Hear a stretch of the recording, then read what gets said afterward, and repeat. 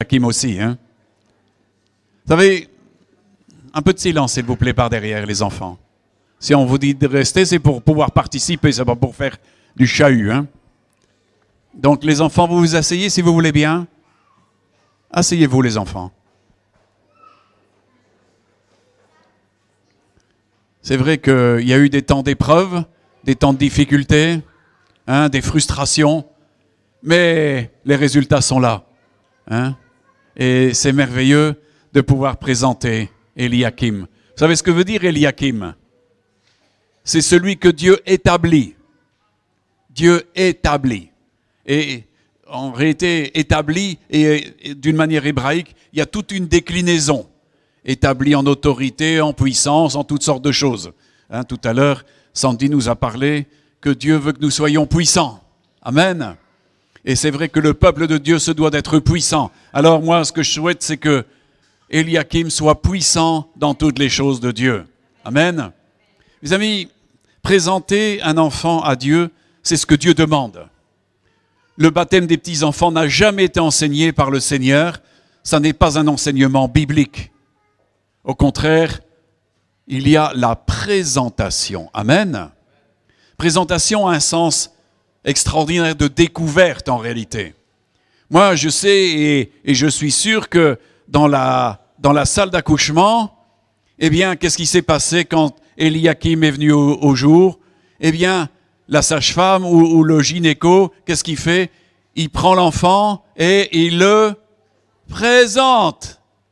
Et alors là, la maman et le papa, ils ont les yeux qui s'ouvrent parce qu'ils veulent voir, enfin, celui qu'ils ont attendu pendant 9 mois et bien avant. Hein? La présentation, c'est quelque chose de très important. Et alors, je suis sûr qu'en toutes les mamans, elle a regardé s'il y avait tous ses doigts de pied, hein, si les yeux étaient bien à leur place et tout ça, les oreilles, tout. Hein, parce que tout d'un coup, on me présente mon enfant. Hein, c'est merveilleux ça. Hein. Je suis sûr que c'est des images qui vous quitteront jamais. Hein, le moment où tout d'un coup, l'enfant apparaît. Hein, et là, il est présenté. Hein, je suis sûr que vous seriez frustré si le gynéco, la sage-femme, vous disait, bon écoutez, on embarque l'enfant de l'autre côté, ça n'irait pas. Hein. Eh bien, Dieu est un petit peu comme ça aussi. Il aime bien qu'on vienne pour lui présenter ce qu'il nous a donné. Et c'est ça qui est important. En réalité, la présentation relève plus d'une action de grâce, d'un remerciement en présentant l'enfant, en le confiant, en le consacrant, de manière à ce que, en fin de compte, l'enfant soit sous la main du Seigneur, sous sa grâce, sous son onction. Bien sûr, je suis sûr qu'Amandine et Christian ont déjà réfléchi aux responsabilités qui étaient devenues les leurs, parce que avoir un enfant nous engage envers cet enfant pour toute la vie. Nous sommes parents pour toute une vie. On dit toujours que les enfants, maintenant, ils ont la majorité à 18 ans. Mais je peux vous dire qu'on se sent toujours responsable de ces enfants jusqu'au bout. Parce qu'ils sont nôtres, parce qu'ils sont notre descendance. Et Dieu aussi a ce sens de responsabilité. Et si Christian et Amandine s'engagent au niveau responsabilité pour assurer le bonheur, le développement, hein, le secours, la protection de l'enfant, Dieu aussi veut prendre un engagement avec nous. Et c'est pour ça qu'il veut le bénir. Amen. Et c'est pour ça que nous le consacrons. Et ça, c'est important. Amen. Vous croyez cela?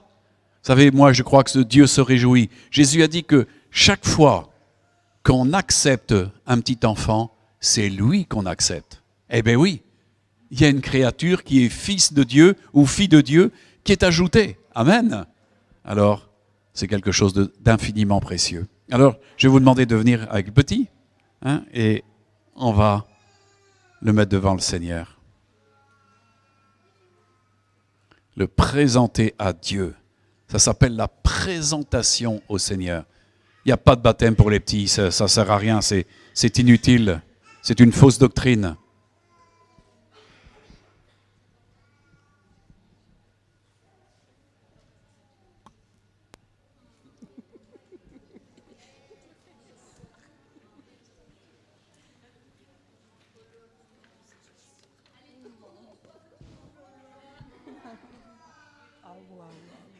Regardez comme il est beau.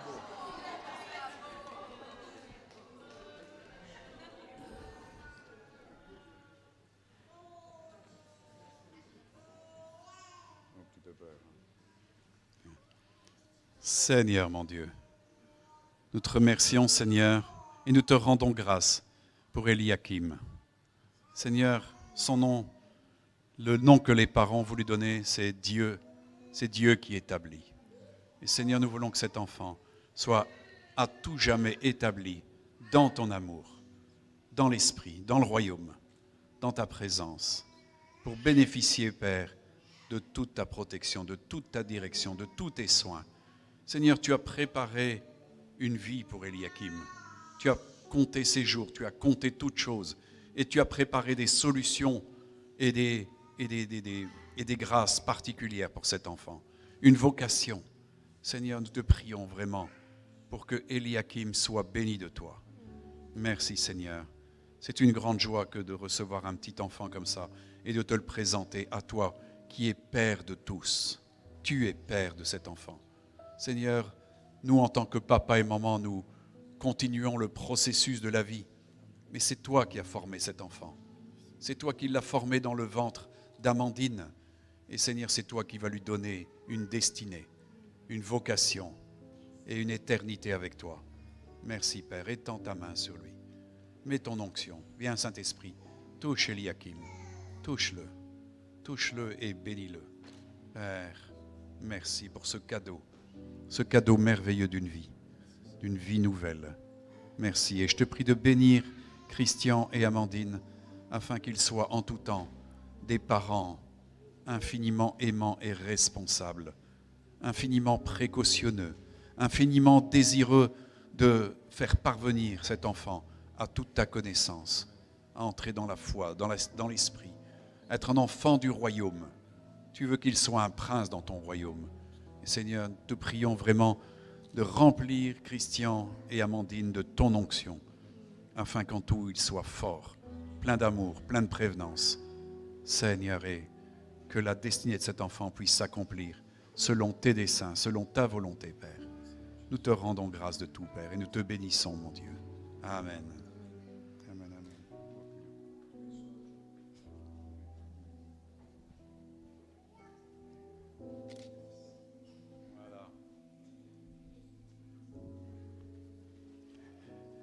Voilà, les enfants, vous pouvez y aller maintenant.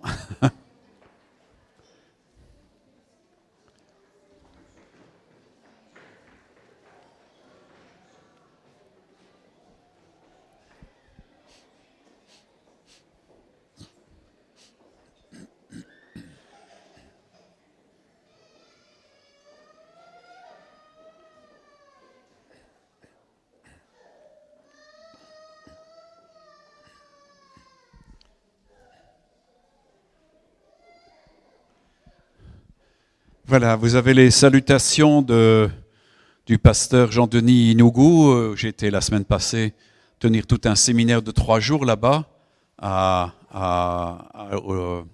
Lille. Et c'était donc un séminaire sur le fait que le Seigneur revient. Amen. Vous croyez qu'il revient? Et je dois dire que ça a été trois temps d'intervention très riches et beaucoup m'ont demandé de pouvoir avoir tous les feuilles d'enseignement. Hein, bon, il y avait tout, disons, un fascicule. Et c'est vrai qu'il y a tellement de matière à la dimension du retour du Seigneur, chose que la plupart des religions dites officielles ont complètement zappé et l'ont transformé, hein, en disant qu'il n'y a pas de retour de Christ, alors que le retour est de plus en plus, les signes sont là, évidents. Hein, vous voyez d'ailleurs les faits qui s'accomplissent, regardez les tornades et tout ce qui s'ensuit, les séismes. Vous savez, encore des spécialistes disaient que, des Japonais, qui disaient que s'il y avait encore un séisme de 7 degrés sur l'échelle de Richter, la Fukushima, la centrale, allait, et c'est tout le Japon qui est perdu et toute la côte ouest des États-Unis. Mes amis, on est devant des drames de plus en plus grands, de plus en plus la faillite des hommes qui ne veulent pas vivre avec Dieu.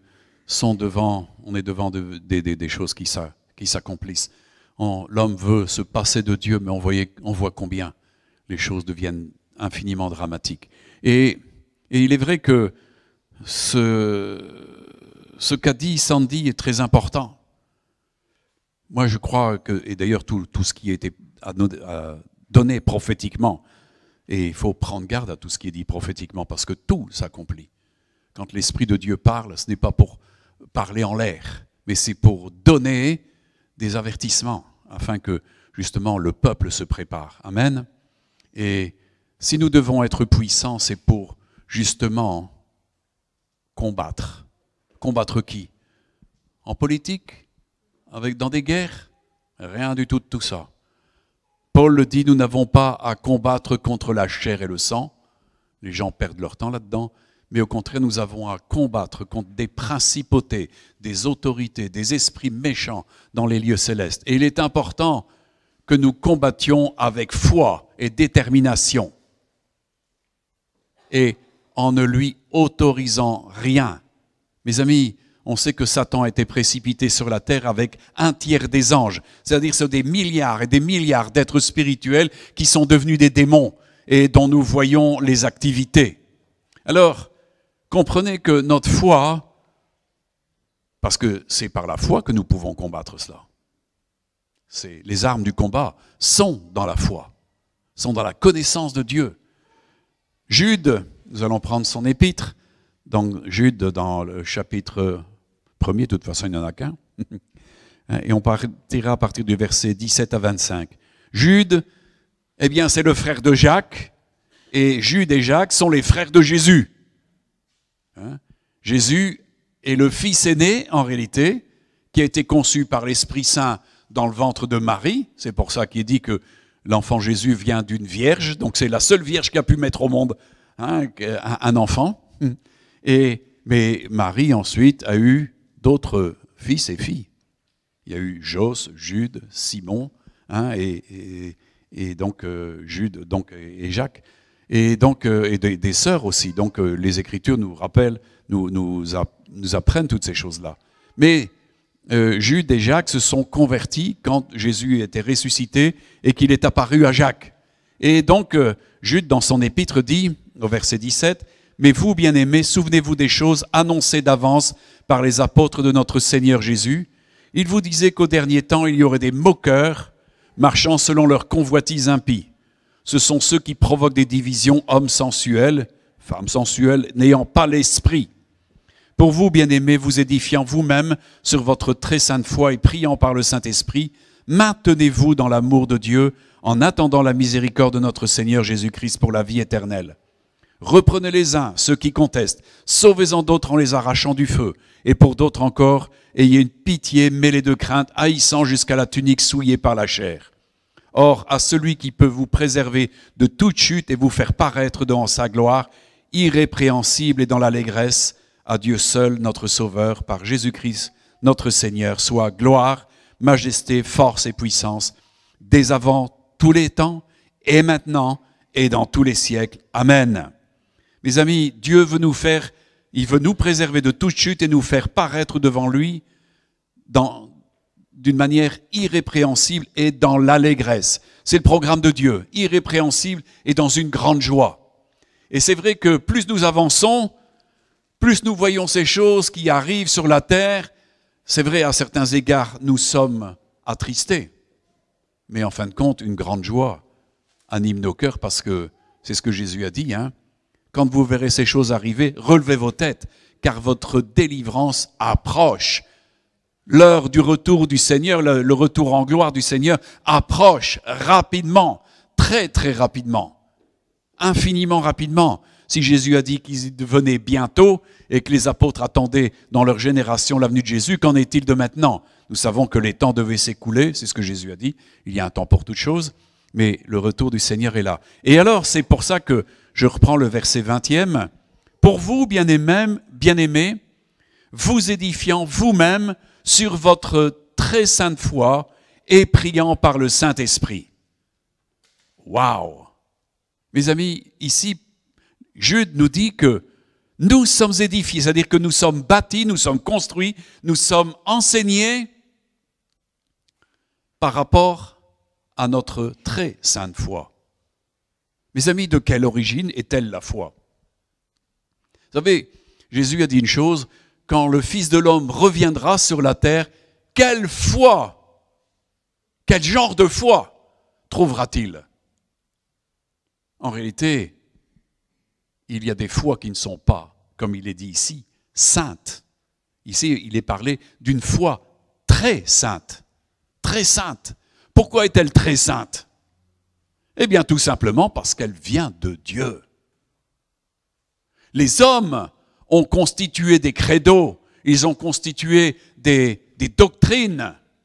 Et ils disent aux hommes, vous devez croire à ces doctrines, vous devez croire à ces dimensions-là comme étant un article de foi. Mais mes amis, l'enseignement humain, c'est une chose, et l'enseignement de Dieu en est un tout autre. Et c'est là où nous pouvons trouver les sources d'une très sainte foi. La foi, c'est connaître Dieu. La foi, c'est savoir qui il est. Mes amis, quand on a foi en quelque chose, moi je crois que par exemple celui qui s'achète une bonne voiture, c'est parce qu'il a foi dans le fait qu'il sait que c'est une bonne voiture. Hein? Sinon, vous achetez en bonne connaissance, vous achetez une cacaille. Hein?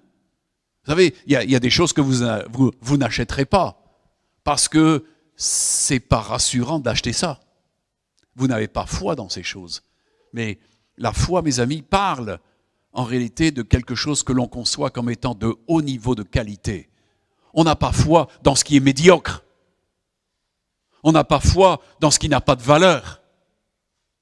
On a foi réellement dans les choses qui valent la peine.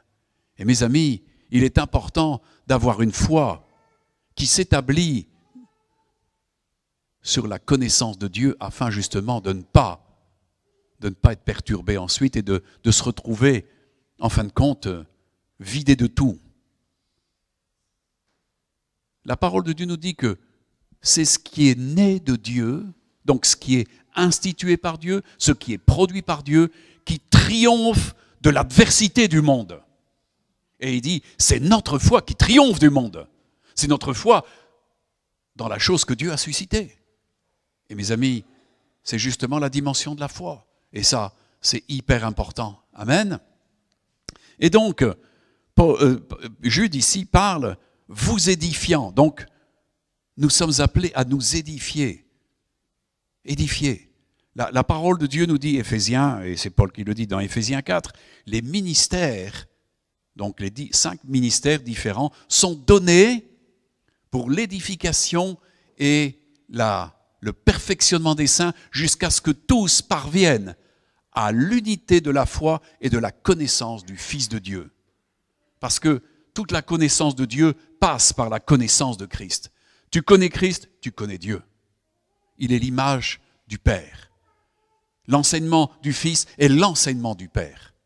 La révélation du Fils est la révélation du Père. Et donc, si nous sommes édifiés sur cette foi très sainte, nous avons des garanties. Parce que Dieu ne garantit en rien du tout le fait d'avoir foi dans des doctrines humaines. Et beaucoup de gens, des multitudes, ont suivi des doctrines humaines comme si elles faisaient autorité et foi. Mes amis, Jésus a dû reprendre les pharisiens parce que justement ils mettaient la tradition en avant par rapport à la parole de Dieu. La foi vient de ce que l'on entend, nous dit Romains. Et ce que l'on entend vient de la parole de Christ. Et Jésus a dû reprendre ces hommes en disant, vous mettez très bien votre tradition avant et vous éliminez la parole de Dieu. Et maintenant, de même, des hommes sont venus, et c'est ce qu'il est dit ici, dans le début de ce que nous avons vu. Il vous disait qu'au dernier temps, il y avait des moqueurs marchant selon leur convoitise. Ce sont ceux qui provoquent des divisions, hommes sensuels n'ayant pas l'esprit. Quand tu n'as pas l'esprit, tu ne peux rien comprendre. C'est pour ça que, ici, Jude fait bien d'ajouter « et priant par le Saint-Esprit ». Les amis, moi j'aime bien de prier par l'Esprit. On peut prier dans l'Esprit en priant en langue. donc en priant en langue. Pourquoi? Parce que ça va commencer à édifier mon esprit. Moi, dans la semaine, par exemple, il y a Marie-Christine qui est venue à la maison, j'ai eu à m'occuper d'elle, et puis, pendant le temps, le Saint-Esprit me conduisait à prier en langue. J'ai prié un certain temps en langue. Et puis, eh bien, j'ai eu des paroles prophétiques pour elle. Pourquoi? Parce que l'Esprit Saint veut révéler justement à chacun des choses que Dieu a dans son cœur. Et nous pouvons prier, c'est vrai, prier en langue, mais aussi prier inspiré par l'Esprit. Paul dira après les armes du chrétien, les armes spirituelles, les armes de Dieu, dit « Faites par l'Esprit toutes sortes de prières ». Ça n'est pas une prière selon l'intelligence, ça n'est pas une prière selon les émotions, ça n'est pas une prière qui vient de l'homme, mais qui vient de Dieu. Et ça change radicalement tout. C'est pour ça que notre foi, à ce moment-là, est puissamment édifiée. Amen. Mes amis, Dieu veut que nous soyons édifiés sur notre sainte foi. Le domaine de la foi est un domaine extraordinaire. C'est un mystère, mais c'est quelque chose qui est puissant. Sans la foi, il est impossible de plaire à Dieu, de lui être agréable. Mais comme il est dit, mon juste vivra par sa foi. Mais s'il se retire, mon âme ne prend plus plaisir, dit Dieu. Donc il est important, et l'apôtre de conclure, nous ne sommes pas de ceux qui nous retirons, mais de ceux qui avançons.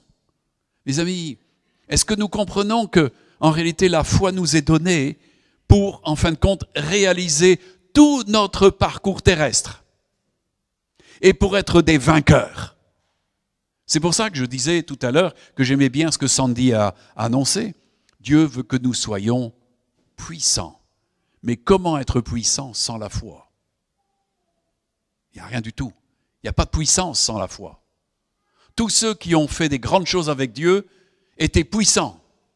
Mais ils étaient puissants à cause de leur foi, à cause de ce que Dieu leur a révélé et qu'ils ont saisi et qu'ils ont mis en œuvre.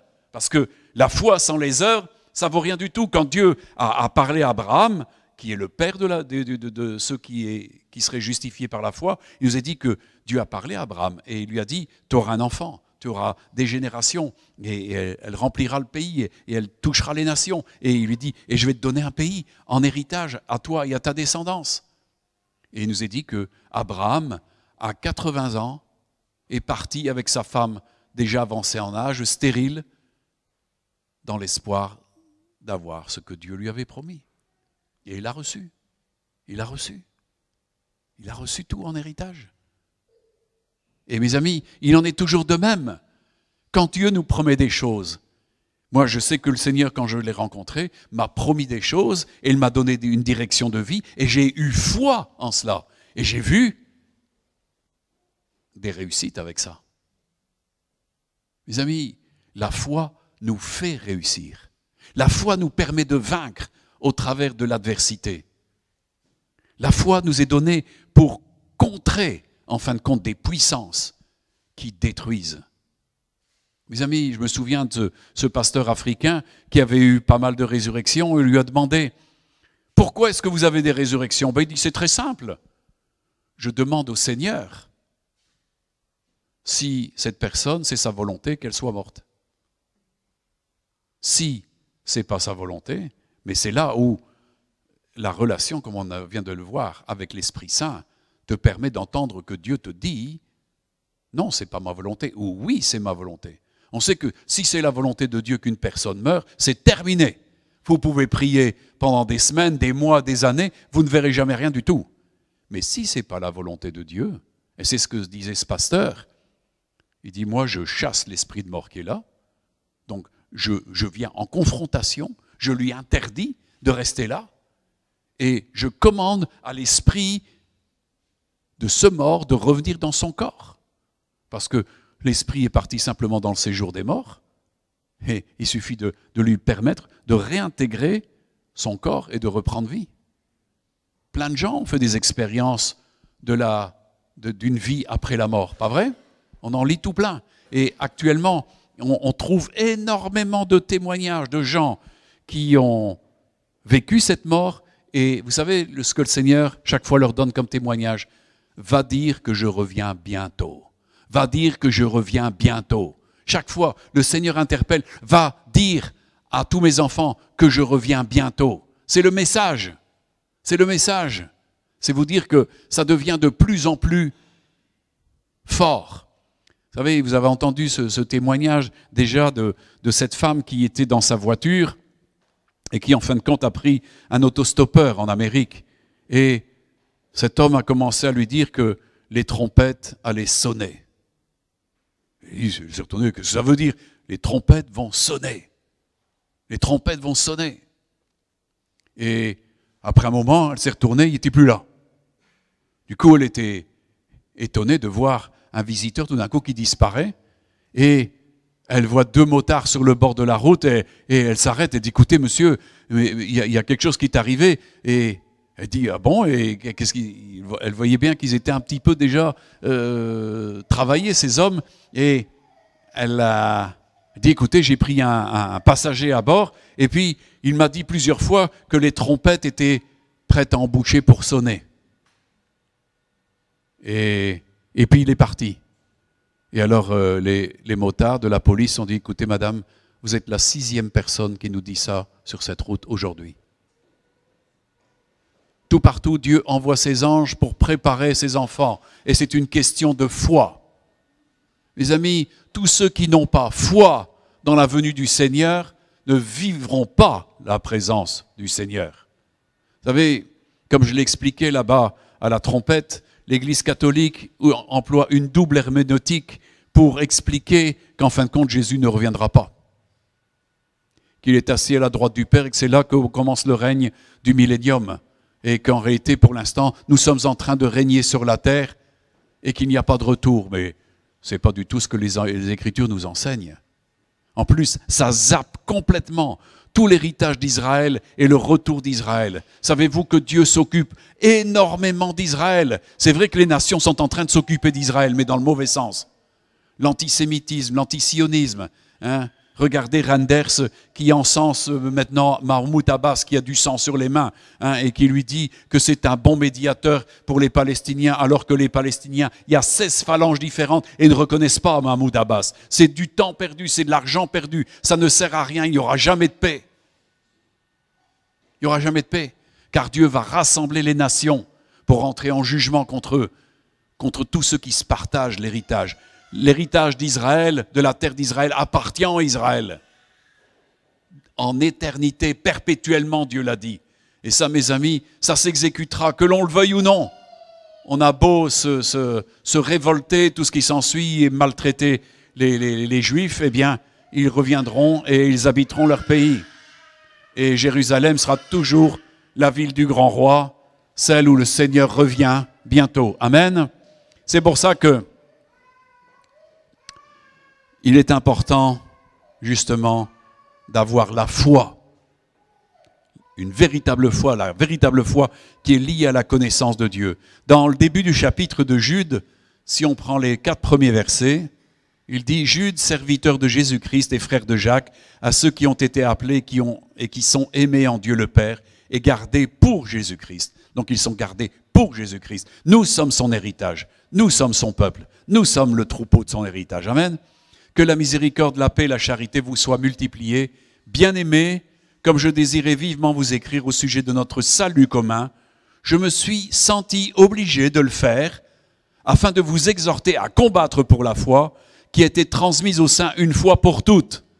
Car il s'est glissé parmi vous certains hommes dont la condamnation est écrite depuis longtemps, des impies qui changent la grâce de notre Dieu en dissolution et qui renient notre seul Maître et Seigneur Jésus-Christ. Mes amis, Jude connaît très bien toute la parole de Dieu, il connaît les desseins de Dieu et il connaît les Écritures. Et il parle ici qu'il désire vivement écrire au sujet du salut commun, du salut qui nous est commun, parce que nous avons une foi qui nous est commune. Amen. Et il dit, je me suis senti obligé de le faire afin de vous exhorter à combattre pour la foi qui a été transmise au sein une fois pour toutes. La foi a été transmise une fois pour toutes, Paul dira, j'ai en bon architecte poser les fondements, à savoir Christ. Il est les fondements. Il n'y a pas d'autre fondement à savoir autre que Christ.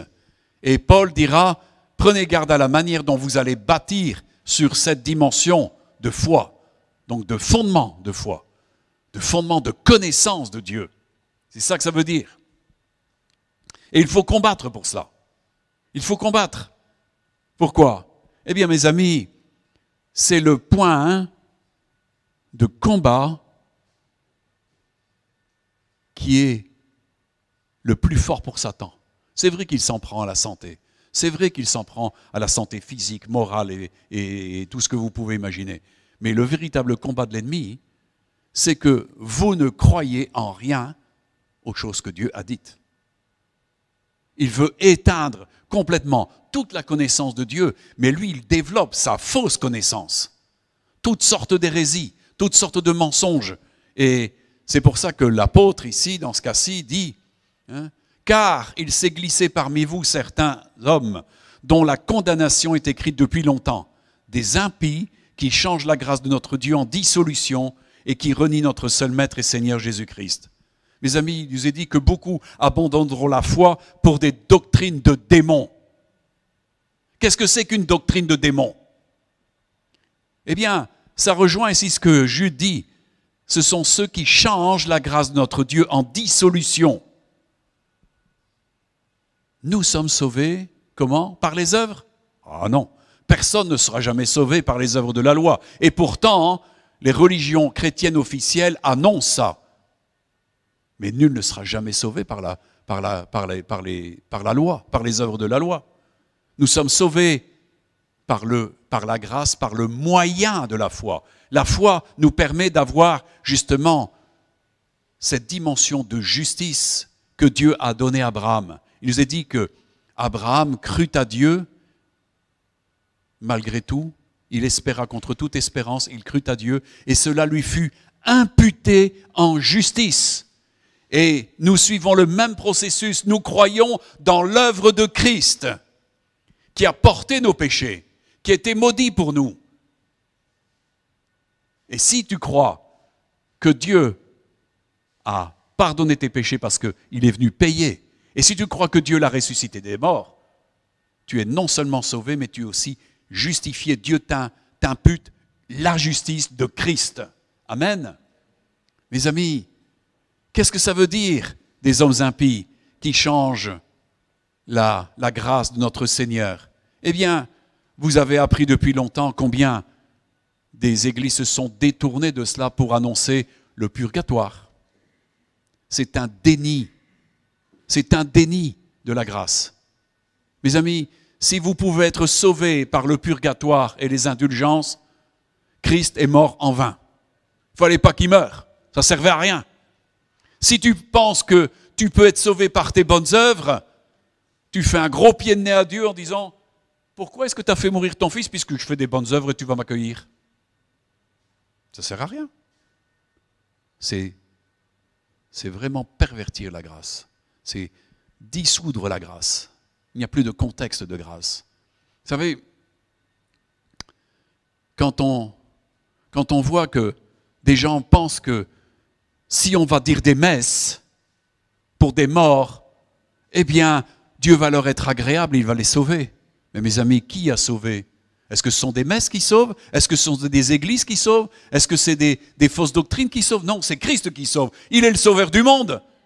Il est venu, je suis venu pour sauver. Amen. Et moi, je sais qu'en 1975, j'ai été sauvé.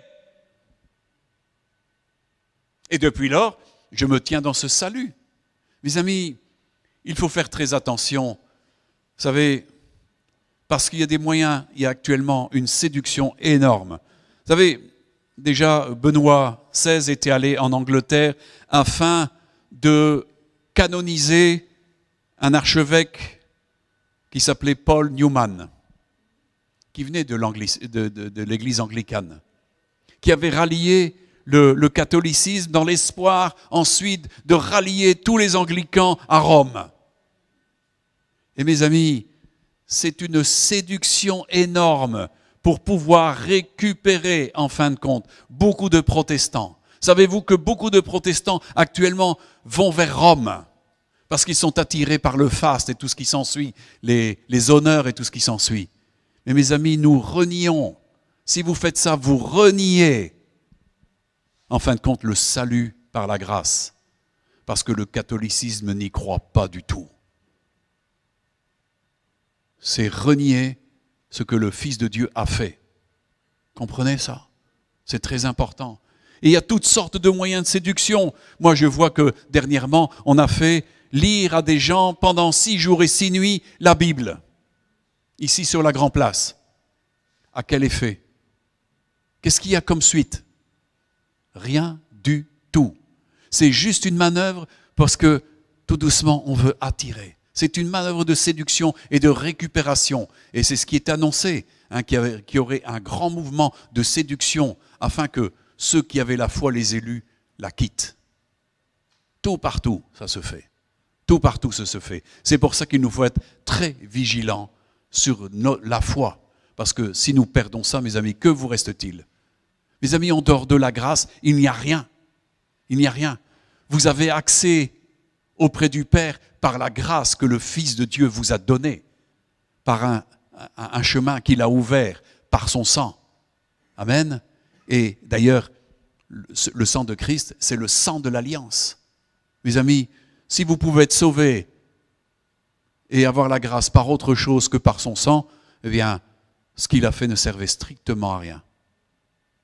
Et nous sommes appelés à combattre. C'est pour ça que, ici, Jude dit, je vous exhorte à combattre pour la foi, combattre l'hérésie, combattre les égarements.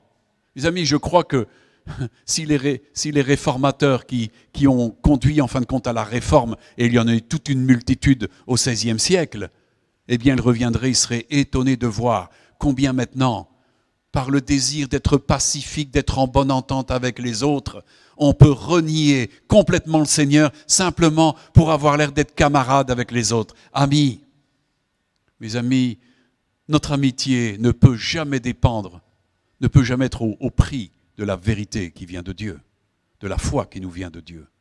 Faisons bien attention, parce qu'il y a des gros mouvements de séduction. Vous savez, des gens professent des choses. Il y a eu le rassemblement écuménique protestant qui s'est fait, évangélique qui s'est fait en Corée du Sud.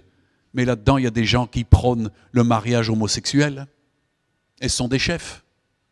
Mes amis, attention avec qui nous marchons.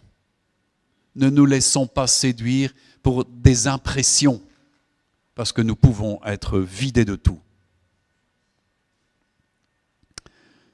Paul dira dans Éphésiens 4, versets 4 à 7, « Il y a un seul corps, c'est-à-dire une seule église, l'église de Christ, il n'y en a pas 36. » Les amis, c'est pour ça que Jésus a dit, quand les apôtres lui ont questionné, « Seigneur, où est-ce que ça se fera quand tu viendras chercher ton église ?» Il lui a dit, « Là où sera le corps, là seront les aigles, ceux qui vivent par l'Esprit, ceux qui sont conduits par l'Esprit. » Donc il y a un seul corps et un seul esprit. Il y a un seul esprit de Dieu. Et comme vous aussi, vous avez été appelés à une seule espérance par votre vocation. Vous avez une seule vocation, pas une vocation de rechange. Amen. Il y a des gens qui pensent que, en fin de compte, on peut très bien quitter la volonté de Dieu et, en fin de compte, faire autre chose. Moi, Dieu ne m'a jamais permis, depuis que je l'ai rencontré, de faire autre chose que ce que sa volonté m'avait donné au début. Nous avons une seule vocation.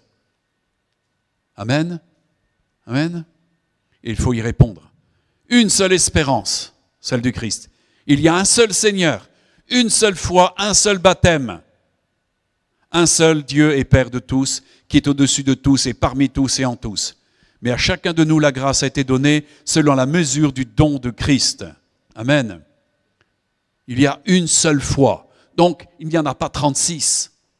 Une seule foi. Et c'est pour ça que, en réalité, nous avons ce qu'on appelle le métron de foi. Nous allons le voir dans les passages suivants. Il y a une seule foi. Et nous ne pouvons professer qu'une seule foi. Amen. Il n'y en a pas 36. Beaucoup de gens disent « Oh oui, mais l'important, c'est de croire à quelque chose. » Ah bon? Mes amis, Vous savez, ça c'est le gros danger de faire un écuménisme qui se veut très large. Vous savez, Jean-Paul II, le pape Jean-Paul II a lancé des réunions écuméniques avec des bouddhistes, des islamistes, des taoïstes, enfin toutes sortes de choses, de religions païennes. Et à la fin, ne sachant plus trop quoi faire, il a dit, vous savez, ce que je vous recommande, c'est que chacun d'entre vous prie chacun son Dieu, afin qu'il y ait la paix. Donc il faut avoir la paix. Donc il faut prier chacun son Dieu. Mes amis, de quel Dieu on parle là? Est-ce qu'il y a un autre Dieu? Est-ce qu'il y a un autre Dieu? L'apôtre le dit ici, hein? Il y a un seul Dieu et Père de tous. Il n'y en a pas 36. Et Jésus est son Fils. Son Fils annoncé d'avance. J'ai remarqué, il y a le témoignage d'un musulman qui était un imam et qui, en fin de compte, était recherché Dieu. Et puis, en fin de compte, il a eu toute une aventure pour, en fin de compte, voir que même dans le Coran, on annonçait que Jésus était vraiment le Fils de Dieu. Et en fin de compte, il a été convaincu au travers du Coran que le Coran, c'était vraiment pas les choses de Dieu, parce que c'était un contredit. Mais le Coran affirmait pourquoi? Eh bien, c'est très simple, Mahomet a pris, en fin de compte, des choses de l'Ancien Testament et du Nouveau Testament, et il a essayé d'en faire une soupe à sa manière. Mais il a introduit dans son écriture, en fin de compte, des vérités bibliques. Et cet homme, en fin de compte, à la fin, il s'est converti au christianisme. Il a quitté, en fin de compte, le Coran, l'islam, et ses parents qui étaient aussi très engagés. Et il s'est engagé, en fin de compte, pour devenir un véritable chrétien. Et c'est un témoignage extraordinaire parce qu'il prend toutes les sourates du Coran et puis il montre qu'en fin de compte, Jésus revient et c'est normal. Mahomet, sans même s'en rendre compte, a transmis au travers du Coran des choses qui sont de la parole de Dieu, qui sont des prophéties bibliques. Amen. Bien sûr, il les a mis à sa sauce à lui, mais néanmoins, nous voyons que le témoignage est réel. Amen. Oh mes amis, et c'est ça l'importance de la révélation. Vous savez, nous avons tous pardon, j'ai été un peu trop vite. Dans Romains 12, c'est ce que je voulais parler tout à l'heure, à partir du verset 3 à 8, « Par la grâce qui m'a été donnée, je dis à chacun de vous de n'avoir pas de lui-même une trop haute opinion, mais de revêtir des sentiments modestes selon la mesure de foi que Dieu a départie à chacun. Car comme nous avons plusieurs membres dans un seul corps, et que tous les membres n'ont pas la même fonction, ainsi nous qui sommes plusieurs, nous formons un seul corps en Christ. Et nous sommes tous membres les uns des autres, puisque nous avons des dons différents selon la grâce qui nous a été accordée, que celui qui a le don de prophétie l'exerce selon l'analogie de la foi, que celui qui est appelé au ministère s'attache à son ministère, que celui qui enseigne s'attache à son enseignement, et celui qui exhorte à l'exhortation, que celui qui donne le fasse avec libéralité, que celui qui préside le fasse avec zèle, que celui qui pratique la miséricorde le fasse avec joie. » L'apôtre Paul ici nous dit que Dieu a imparti une mesure de foi. Tous sont-ils prophètes? Tous sont-ils apôtres? Tous sont-ils docteurs? Tous sont-ils pasteurs? Non. Tous ont-ils le don des guérisons? Tous ont-ils le don des miracles? Tous ont-ils le don... Non, on s'aperçoit que Dieu a imparti à chacun. Et ça, c'est la mesure de foi. On appelle ça le métron. Il y a une dimension, il y a un volume. Et il nous est dit que c'est en fonction de notre capacité à pouvoir gérer cela. Dieu donne des capacités et il donne des dons. Et il nous est imparti une révélation à chacun. Et ça, c'est important. Mes amis, tout ce qui est des doctrines de Christ, c'est affiché en long et en large dans la parole de Dieu. Tous les prophètes ont annoncé Jésus. Donc vous pouvez, tout à loisir, regarder tout ce que les prophètes ont dit de Jésus, c'est objet de foi. Et comme je l'expliquais là-bas à la trompette, tout ce qui était annoncé par les prophètes est littéral sur Jésus. Et c'est accompli littéralement. C'est pour ça que tout ce qui est de la venue de Jésus va se faire aussi littéralement. C'est littéral. Il n'y a pas question d'interpréter, d'établir un espèce de mysticisme et d'établir un mystère là où il n'y a pas de mystère. Toutes les choses qui ont été dites sur Christ se sont accomplies littéralement. Quand vous voyez Ésaïe qui dit « Un enfant nous est né, un fils nous est donné, on l'appellera Dieu puissant, prince de paix, Père éternel », tout ce qui s'ensuit. C'est littéral. Quand il est dit dans Ésaïe que la Vierge sera enceinte et qu'elle enfantera un enfant et que cet enfant on l'appellera du nom d'Emmanuel. C'est littéral. C'est littéral. Tout ce qui est dit de Jésus, tout ce que vous regardez, et Ésaïe 53 sur la crucifixion de Jésus, moi qui ai vu la crucifixion de Jésus, je peux vous dire que Ésaïe 53, c'est textuel, c'est du littéral. Et tout ce qui vient va être littéral aussi, et toute l'écriture. Donc, nous pouvons avoir un fort bagage déjà de foi dans tout ce que Dieu nous a dit sur Jésus, tout ce qu'il a dit de lui-même, tout ce que l'Esprit a annoncé de Jésus.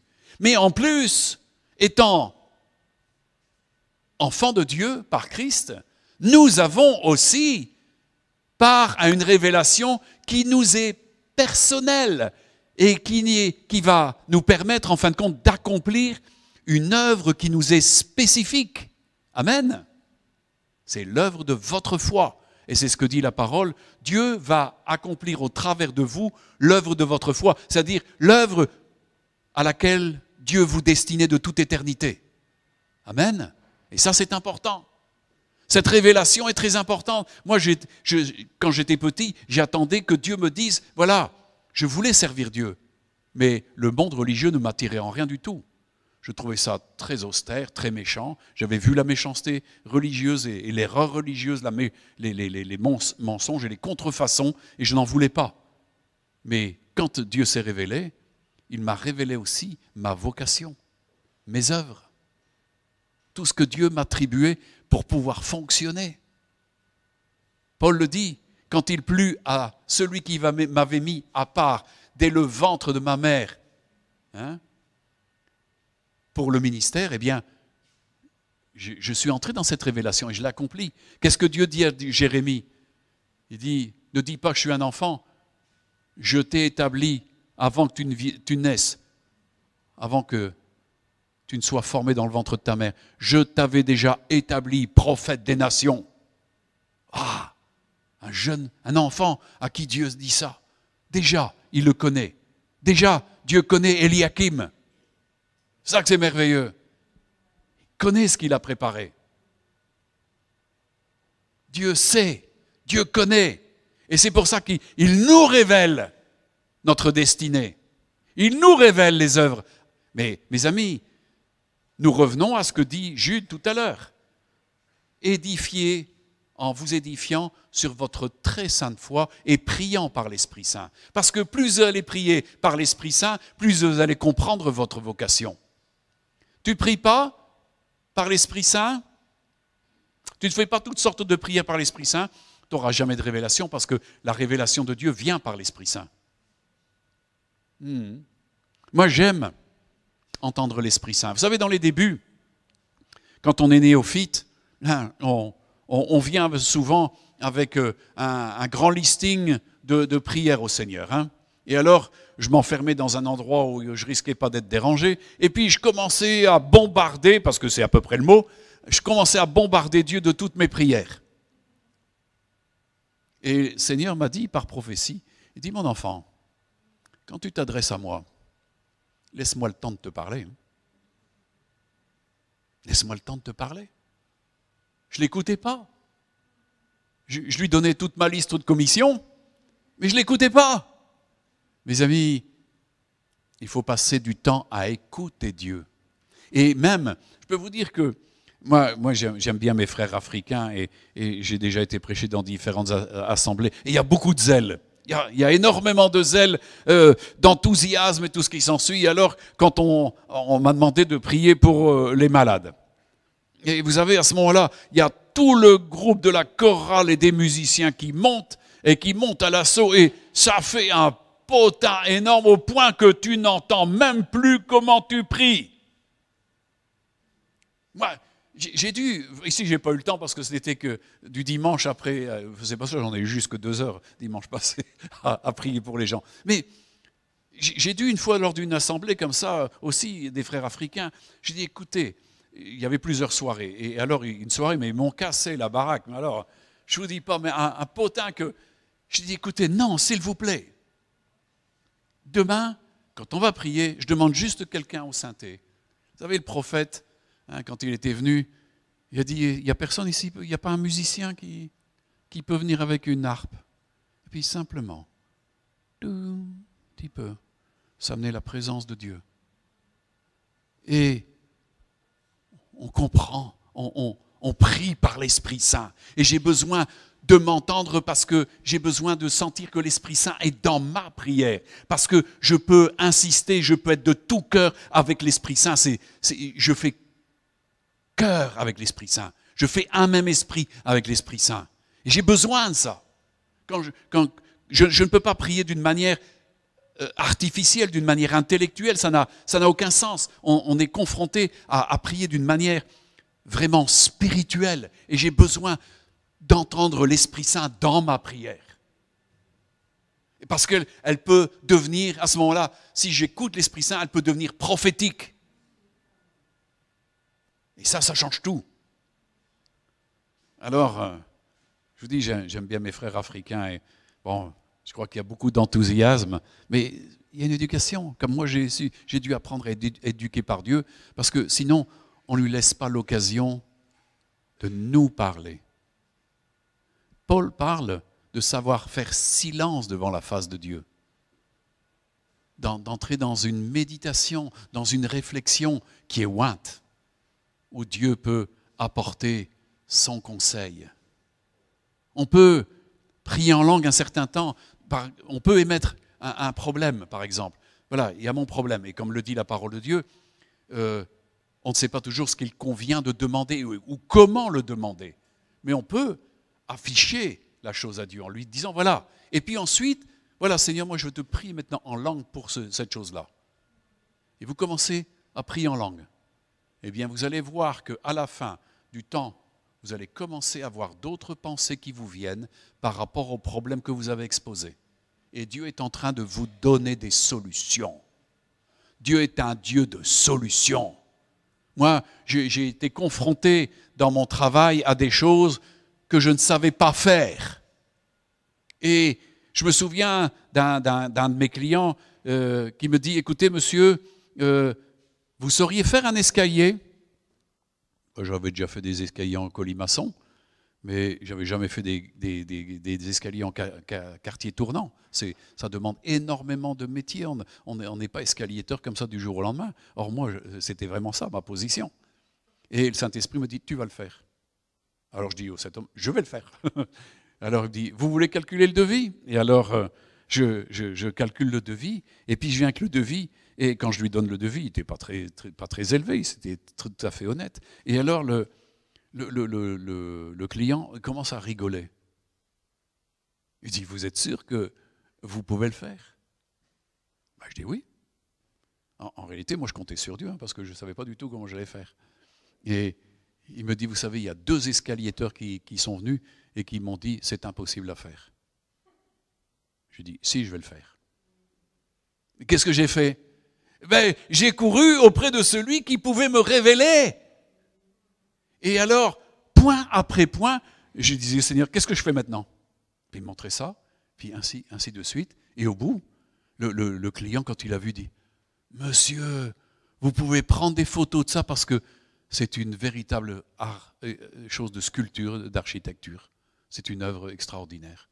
Je n'avais jamais imaginé que vous pourriez faire ça, mais moi non plus, je ne le savais pas. On peut faire des choses extraordinaires avec la révélation de Dieu. Moi, dans l'entreprise, pendant 30 ans, je me suis amusé comme un petit fou avec Dieu. Dieu m'avait dit qu'il me conduirait, et il m'avait dit, demande-moi, et je te répondrai. C'est ce qu'il dit, hein. Demandez, vous recevrez. Frappez, on va vous ouvrir. Cherchez et vous trouverez. Et depuis 1975, c'est ce que je fais. Et ça marche à merveille. Ça marche à merveille. Pourquoi? Parce que la foi nous est donnée pour triompher dans tout. Mes amis, la foi n'est pas simplement un aspect religieux. La foi touche tous les domaines de la vie et de l'éternité. C'est connaître Dieu avec tout l'actif de Dieu. L'actif de Dieu. Tout le bagage de Dieu, l'héritage de Dieu, la richesse de Dieu, tous les projets qu'il a dans son cœur. Alors, moi je peux vous dire que la foi, ça marche. Il n'y a pas un petit peu d'eau là quelque part qui traîne parce que c'est extraordinaire. Merci, ça va. Ça va aller.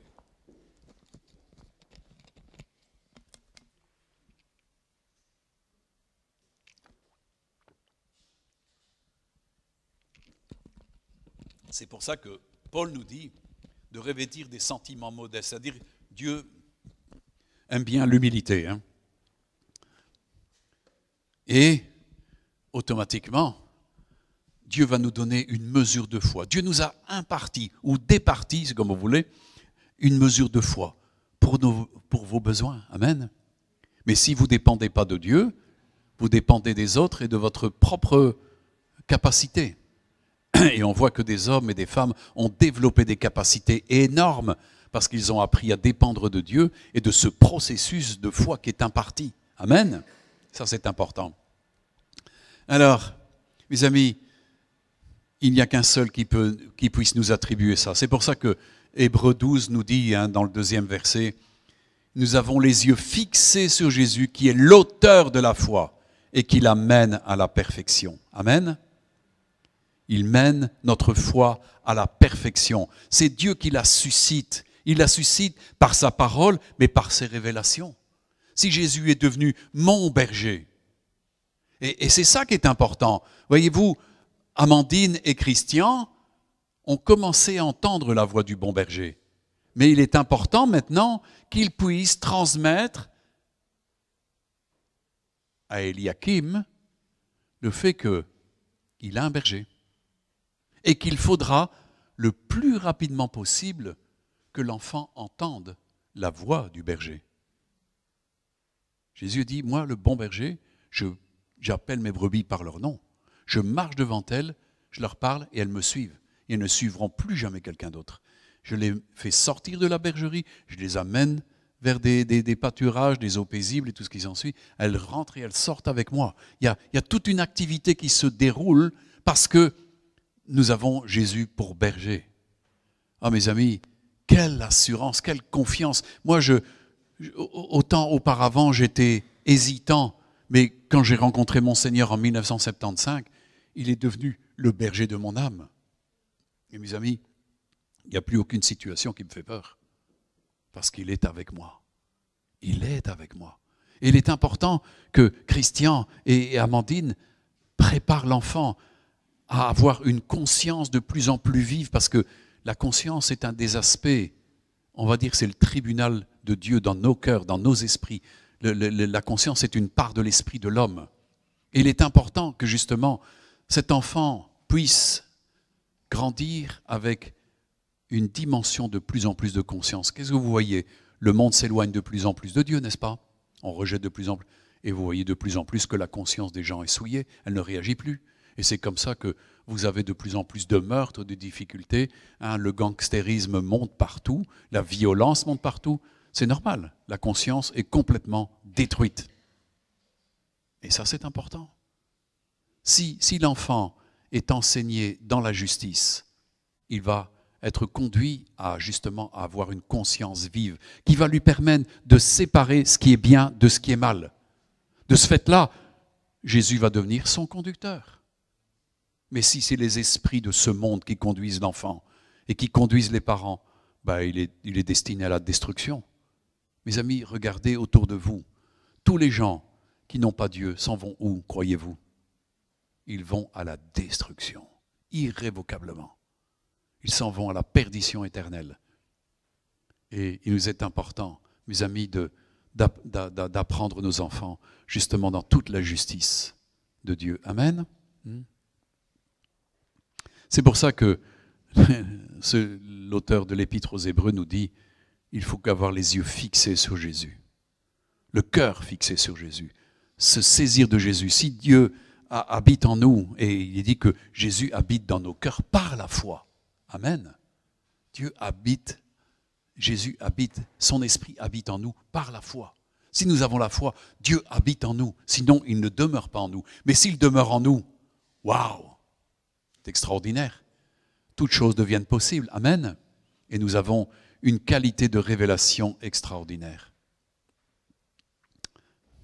Paul dira justement l'importance de la qualité de la révélation qu'il possède. Il dit dans l'Épître aux Éphésiens, chapitre 3, c'est assez long à lire, mais ça vaut la peine. C'est par révélation que j'ai eu connaissance du mystère sur lequel je viens d'écrire en peu de mots. En les lisant, vous pouvez vous représenter l'intelligence que j'ai du mystère de Christ. Il n'a pas été manifesté aux fils des hommes dans les autres générations, comme il a été révélé maintenant par l'Esprit aux saints apôtres et prophètes de Christ. L'Esprit révèle aux prophètes, aux prophètes et aux apôtres, les mystères de Dieu, les mystères de Christ. C'est l'Esprit Saint qui nous révèle. Il est l'Esprit de révélation. C'est pour ça qu'il est important d'être édifié par notre sainte foi, mais c'est parce que nous sommes édifiés par l'Esprit. Paul dira, vous savez, je n'ai pas appris l'Évangile de la bouche d'autrui, en quelque sorte. Il est dit que ce n'est pas les apôtres qui lui ont appris, c'est Christ lui-même qui lui a révélé l'Évangile. Quand on parle de mystère, on parle de révélation. Or, la révélation de Christ, c'est ce qui constitue en fin de compte notre foi, l'étendue de notre foi. Donc, Paul a été abondamment instruit par l'Esprit Saint, c'est ce qu'il dit. En lisant, vous pouvez vous représenter l'intelligence que j'ai du mystère de Christ, c'est-à-dire que vous pouvez représenter l'intelligence que j'ai de la foi de Christ. Amen. Et il dira, désormais je vis dans la foi du Fils de Dieu. Je ne vis plus pour moi-même, mais je vis dans la foi du Fils de Dieu. Je vis dedans, je suis dedans. Je vis par lui. Amen. Mes amis, c'est tellement important d'être établi comme cela. Et il dira un peu plus loin, verset 8, « À moi qui suis le moindre de tous les saints, cette grâce a été accordée d'annoncer aux païens les richesses incompréhensibles de Christ. » Ben oui, tant qu'elles sont un mystère, qu'elles ne sont pas révélées, on ne les comprend pas bien. Mais Dieu lui donne la grâce justement d'accorder ça, d'annoncer cela. Et de mettre en lumière quelle est la dispensation du mystère caché de tout temps en Dieu, qui a créé toutes choses afin que les dominations, les autorités dans les lieux célestes connaissent aujourd'hui par l'Église la sagesse infiniment variée de Dieu, selon le dessein éternel qu'il a mis en exécution par Jésus-Christ notre Seigneur, en qui nous avons par la foi en lui la liberté de nous approcher de Dieu avec confiance. Mes amis, nous ne pourrons jamais nous approcher de Dieu que par la foi que nous avons en Christ. Beaucoup de gens veulent venir à Dieu. Les religions disent qu'il y a toutes sortes de chemins qui peuvent mener à Dieu. Mais Jésus l'a dit, je suis la porte étroite et je suis le chemin étroit. Nul ne vient au Père que par moi. Peu de gens le trouvent. Beaucoup de gens prennent le chemin large. Mais nous sommes appelés à saisir le chemin étroit. Parce que là, nous marchons avec le Seigneur et ça change tout. Amen. C'est le chemin de la foi. Amen. Oh, mes amis, c'est vrai que la révélation de la foi est un sujet tellement réjouissant parce que nous apprenons toujours plus sur Dieu et nous apprenons toujours plus sur nous. Nous apprenons toujours plus ce que Dieu a préparé pour nous. Vous savez, j'ai parlé pendant plusieurs heures là-bas sur le retour de Jésus et les gens, ils en voulaient encore. On m'a dit, quand est-ce que tu reviens? Ben oui, mais je dis à tourner, mais ils m'attendent aussi. Enfin, je l'espère.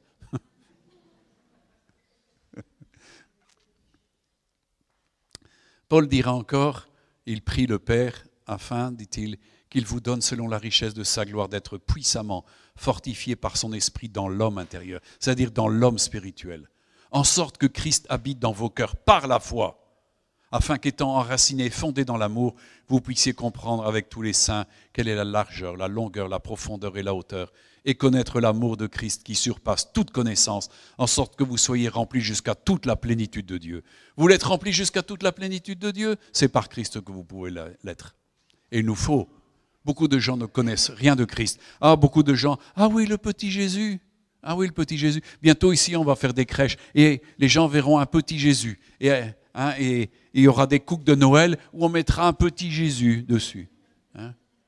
Mais non, c'est celui qui a vaincu les puissances, c'est celui qui a déraciné, qui a le pouvoir sur la mort et sur le péché. C'est lui qui revient en puissance, c'est lui qui a toute autorité dans les cieux et sur la terre. Et il vient pour régner. Ce n'est pas un petit Jésus en sucre. C'est un grand Seigneur, c'est un grand Dieu. Il est Père éternel, Dieu puissant, Prince de paix. Amen. Et il vient pour régner. Il ne vient pas simplement pour être sucé. Hein? Un petit Jésus en sucre. Hein? Mes amis, Dieu nous révèle en fin de compte ses desseins.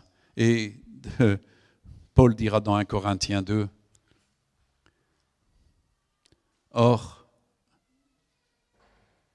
oui, lequel des hommes en effet connaît les choses de l'homme si ce n'est l'esprit de l'homme qui est en lui? De même, personne, oui, je vais même aller un peu plus haut, mais comme il est écrit, ce sont des choses que l'œil n'a pas vues, que l'oreille n'a pas entendues, qui ne sont pas montées au cœur de l'homme, des choses que Dieu a préparées pour ceux qui l'aiment.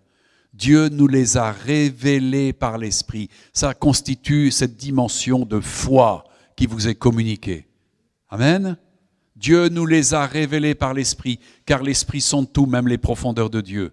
Lesquels des hommes en effet connaît les choses de Dieu, de l'homme si ce n'est l'Esprit de l'homme qui est en lui. De même personne ne connaît les choses de Dieu si ce n'est l'Esprit de Dieu. Or nous n'avons pas reçu l'Esprit du monde, mais l'Esprit qui vient de Dieu, afin, dit-il, que nous connaissions les choses que Dieu nous a données par sa grâce. Amen. Que nous connaissions les choses que Dieu nous a données par sa grâce. C'est merveilleux. Et ça, nous les connaissons par l'Esprit. Et nous en parlons non avec des discours qu'enseigne la sagesse humaine, mais avec ceux qu'enseigne l'Esprit, employant un langage spirituel pour les choses spirituelles, mais l'homme animal ne reçoit pas les choses de l'Esprit de Dieu, car elles sont une folie pour lui, il ne peut les connaître, parce que c'est spirituellement qu'on en juge. Mes amis, Dieu est esprit, il nous fait naître de l'esprit, il nous met son Saint-Esprit, il nous donne un esprit nouveau, justement parce que tout le contexte de Dieu est spirituel. Et l'esprit, c'est la vie. Dans l'esprit, il y a la vie. Celui qui ne veut pas suivre ce cheminement est toujours dans un christianisme charnel, hein, et, comme on l'a dit tout à l'heure, privé de l'esprit, sans l'esprit. Il n'y a rien de pire pour un homme que d'être privé de l'esprit de Dieu. Parce que c'est l'Esprit de Dieu qui va nous ressusciter au jour de Christ. C'est ce que dit la parole.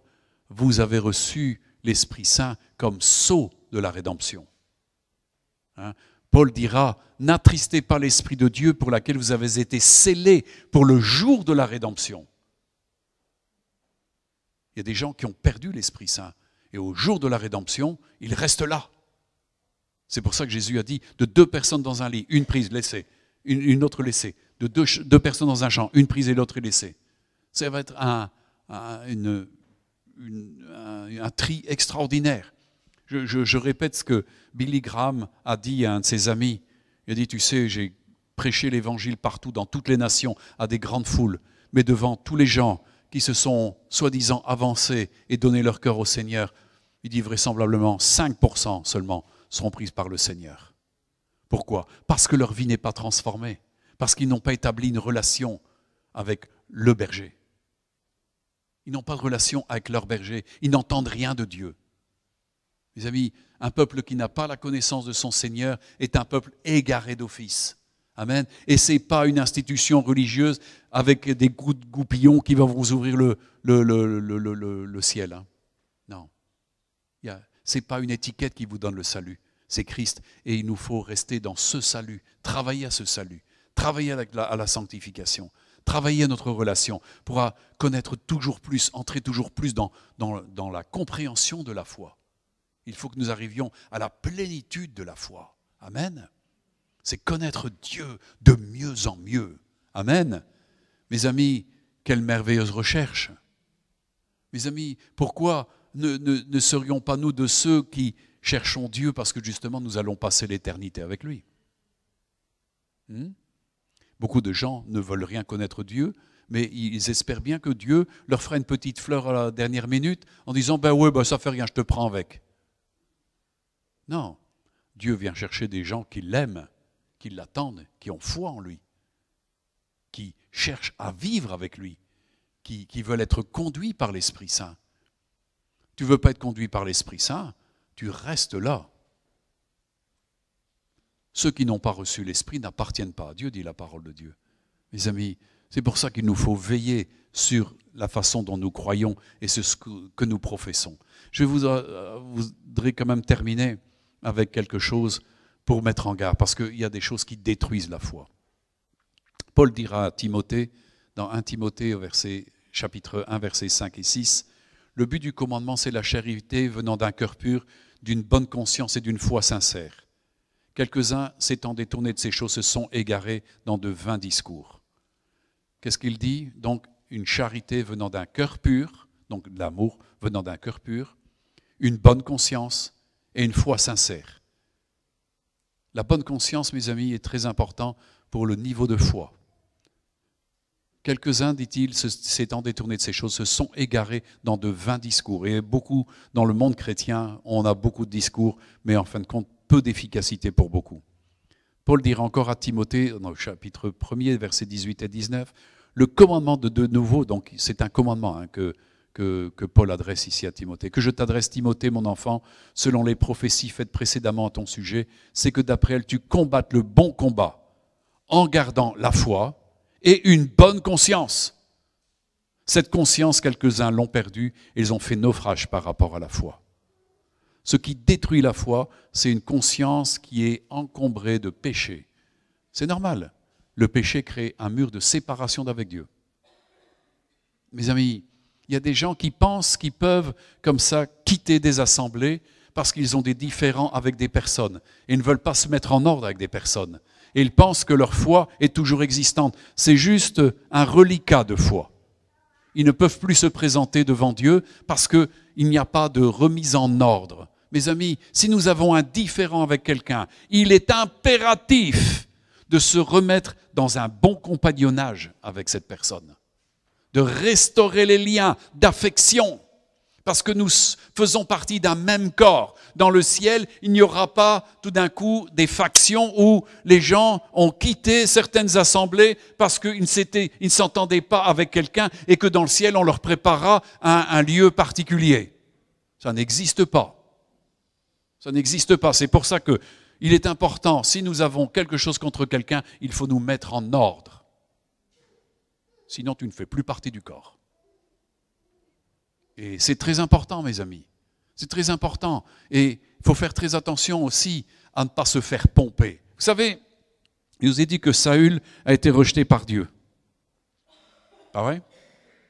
L'Esprit de Dieu l'a quitté et il a subsisté en tant que roi encore pendant 20 ans.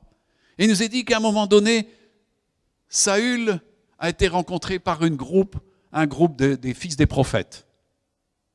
Et il nous est dit que, étant pénétré de l'onction du Saint-Esprit, il a commencé à prophétiser.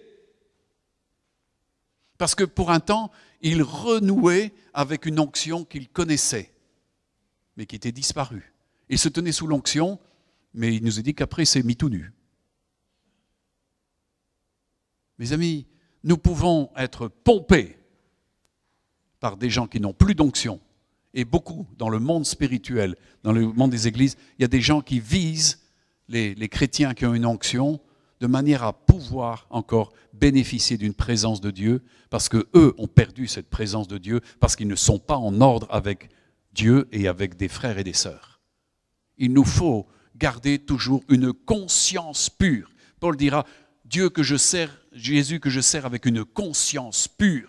Il veille sur sa conscience afin de n'avoir aucune altération. Pourquoi? Parce que si sa conscience se charge, il n'a plus de place devant Dieu. C'est ce qu'il dit, Paul. Certains, ayant perdu cette pureté de conscience, ont fait naufrage quant à la foi. Tu peux donner l'impression, et comme dit la parole de Dieu, hein, on peut même parler en langue, prier en langue, mais Paul dit c'est un airain qui retentit. Moi j'ai rencontré des gens qui avaient quitté le Seigneur depuis des années, et quand on leur posait la question, et avant tu étais baptisé du Saint-Esprit, bah oui, il dit de temps en temps, je sais, ça marche encore. Ben oui, Dieu ne se repent ni de ses appels ni de ses dons, mais c'est vidé de puissance. L'important, c'est d'être rempli du Saint-Esprit et constamment rempli de l'Esprit lui-même, pas des effets. Nous pouvons, c'est vrai, faire du bruit spirituellement. Il y a des gens qui prient en langue et c'est juste que du bruit. Ça n'édifie pas. Tout à l'heure, je vous ai parlé du parler en langue qui, en fin de compte, au bout, te donne une autre façon de penser, une autre façon d'avoir des solutions. Parce que Dieu te donne des solutions. Parce que quand tu pries en langue, tu t'édifies spirituellement et ton esprit, automatiquement, est imprégné de la pensée de Dieu et elle la communique à ton intelligence. Mes amis, si ton parler en langue ne t'apporte rien du tout, c'est que tu es juste devenu un airain. Or, nous sommes appelés à vivifier justement le don. C'est pour ça que Paul dit, faites toutes sortes de prières par l'Esprit Saint. Et comme le dit Jude, priant par l'Esprit Saint.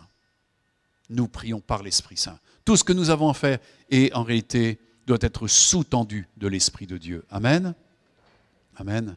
Mes amis, la foi nous est donnée pour vaincre. Vous le croyez? Dans 1 Pierre, Pierre nous dit, dans le chapitre 5, versets 6 et à 11, mais je ne vais pas aller jusque-là, il nous a dit « Soyez sobres, veillez, votre adversaire le diable rôde comme un lion rugissant, cherchant qui il dévorera.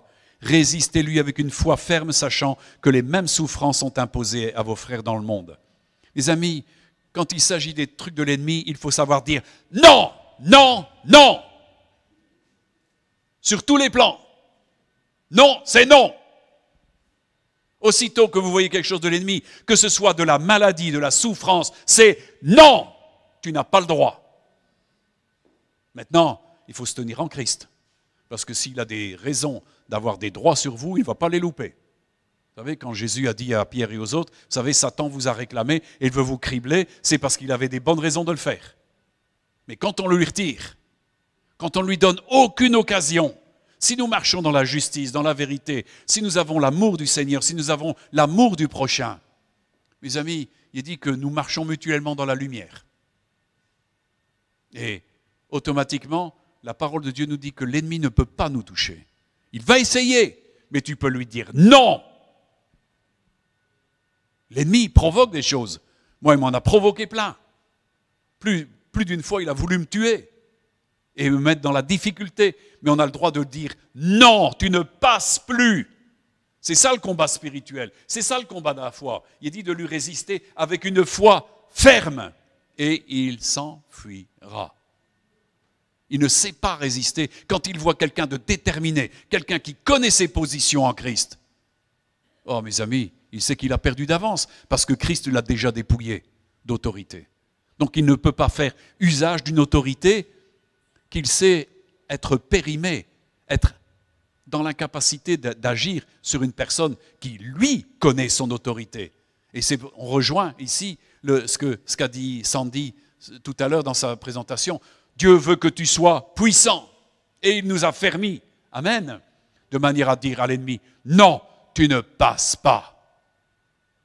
Jane Lewis, qui est une combattante, son mari, on devait lui couper sa main. Elle était tellement endommagée. Elle a fait un trait en rentrant de l'hôpital dans sa moquette. Elle a dit, avec son talon, elle a dit, Satan, tu vois cette ligne, tu ne la passes pas. C'est non. Elle a tenu bon. Les médecins étaient d'avis parce que tout était, il n'y avait plus de peau, les ligaments, tout, même les os étaient brûlés de ce qui lui est arrivé. Au bout, qu'est-ce qu'il a eu? Une nouvelle main. Hein. C'est là où, comme je prends souvent l'exemple de Moïse da Silva et de sa maman, qui, quand il était criblé de balles à la morgue, hein, un œil éjecté, la gorge criblée de balles, le ventre et tout ça, il était mort, plus que mort.